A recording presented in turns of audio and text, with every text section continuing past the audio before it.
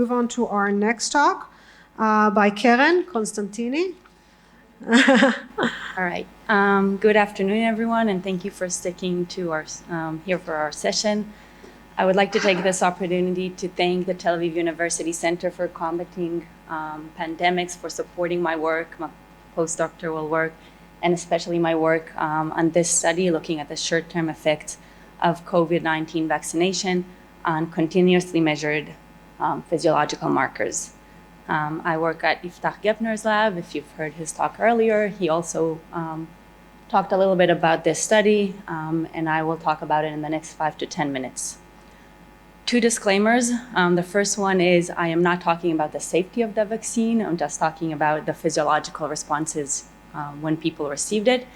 And then I also need you all to shift your thinking from the cellular, microcellular level to the whole body level, which is what we looked at and what we're doing in our lab.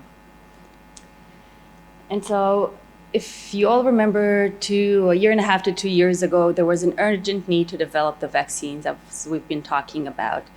Now, the clinical guidelines for assessing vaccinations mostly rely on self-reported questionnaires. And therefore, there was a lack of scientific evidence as to the objective physiological changes post-COVID-19 vaccinations. Even the very highly cited paper by Pollack from the New England Journal mostly or almost exclusively looked at symptoms that individual reported.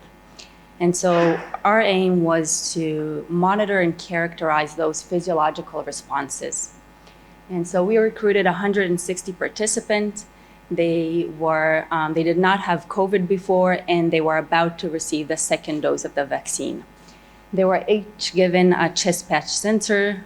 As it suggests, it's been worn on their chest. It is FDA approved, and we monitored 13 physiological markers continuously.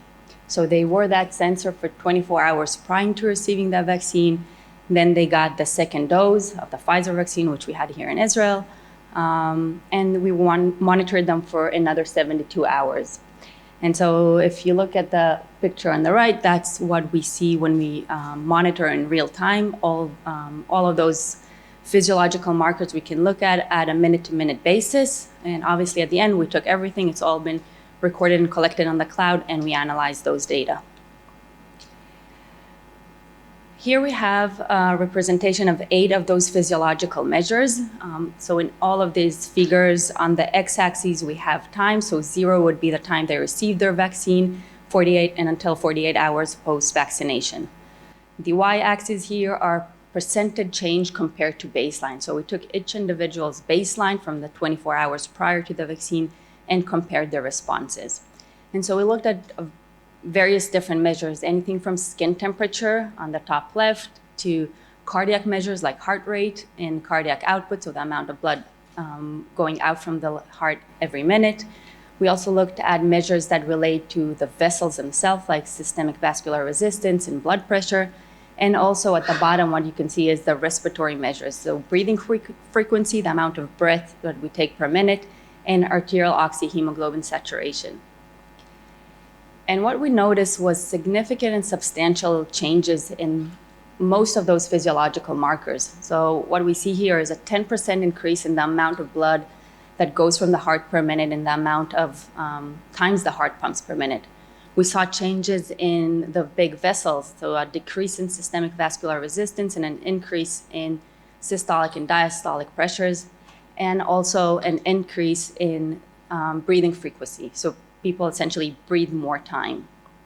So that was during the first 48 hours. We did see physiological changes. However, when we looked at the last 24 hours, so again, the third day after vaccination, all of those symptoms, or not symptoms, but all of those physiological markers returned back to baseline. So you can see by the fact that they're all back at that horizontal dashed line, that means that all of those markers went back to their pre-vaccination values. Now, again, I'm not talking about safety. This is just characterizing the responses. We did see responses. If heart rate increased by a little bit, that's fine. It's not anything clinical. in most of those cases, but we do see changes that are physiological and have not been reported before. And as I said, most of what we know about vaccines, and especially what we knew at the beginning and even now about the COVID vaccinations, were the symptoms people reported. If you remember back to the second vaccine, as opposed to the first one, a lot of people felt unwell. They felt aches and pains, and they felt like they breathed more, and they just felt a lot more uncomfortable. And so in our study, the participants not only wore the chest patch, but also on a daily basis for 4 days, they completed a questionnaire and a mobile app questionnaires about their symptoms. So anything about how much their muscles hurt, to how well they slept at night, whether they felt they were breathing more, and a few more of those questions. And then we were able to divide the participants into those who felt or reported symptoms and those who were asymptomatic. And what we found that was very interesting was that interplay between the subjective measures and the objective measures. And so here we can see with the green bars are the symptomatic patients, or the symptomatic participants, I should say, and the gray bars are the asymptomatic. And again, a representation of 4 of those markers that we looked at during the day and during the night. And what we saw was that even the asymptomatic participants, those who did not report any local or systemic responses, they still exhibited some physiological changes. Again, this is not anything clinical, but it is important to note that their skin temperature increased for the first 2 days.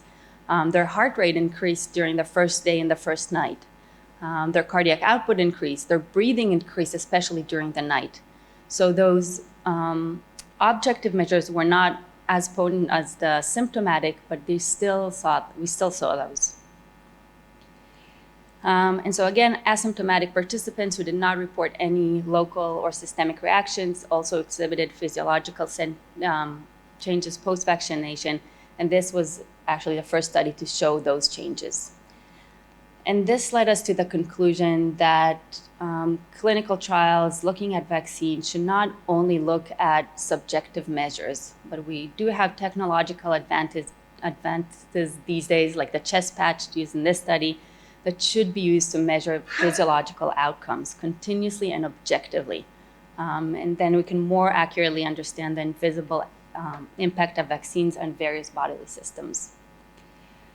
This study was very recently published in Communication Medicine, and I would like to thank Yiftach Gepner, Dan Yamin, and Erez Shmueli for leading this project and letting me be part of it. Thank you.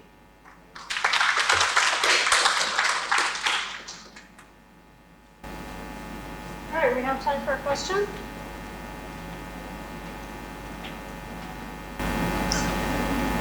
I'd like to ask a question, actually. So are you thinking about using this technology to measure other populations, like other forms of stress, and compare it? Because vaccination is a form of stress. Yeah. So I mean, I'm trying to think of an We've example. actually did that and have been doing it and will be doing that. We looked at anything from cardiac patients immediately post-op to people after we used an animal model of hemorrhagic shock, and we had patients actually from a collaboration of, I think, 13 hospitals in Israel of patients who were hospitalized with COVID, and we monitored them. And the nice thing about it is that we can monitor remotely. So especially in an infectious disease like COVID, you didn't have the nurse to have to come in and take the vitals. They could look at that all the time. Yeah. Right. Cool. Thank you.